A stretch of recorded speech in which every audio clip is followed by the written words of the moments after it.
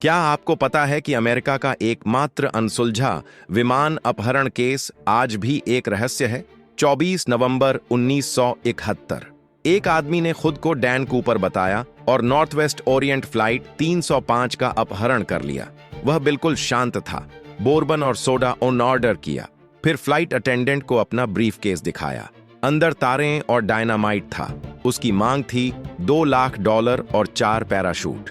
Settle पहुंचने पर उसने सभी 36 यात्रियों को छोड़ दिया। फिर क्रू को मेक्सिको की तरफ कम ऊंचाई और धीमी गति से उड़ने को कहा। दक्षिण पश्चिम वॉशिंगटन के ऊपर बर्फीली बारिश में सिर्फ बिजनेस सूट पहनकर वह कूद गया। FBI ने 45 साल तक जांच की। सैकड़ों संदिग्धों से पूछताछ हुई। कुछ पुराने नोट मिले, लेकिन डैन कूपर कभी नहीं मिला। आज भी यह अमेरिका का एकमात्र अनसुलझा हवाई डकैती का केस है।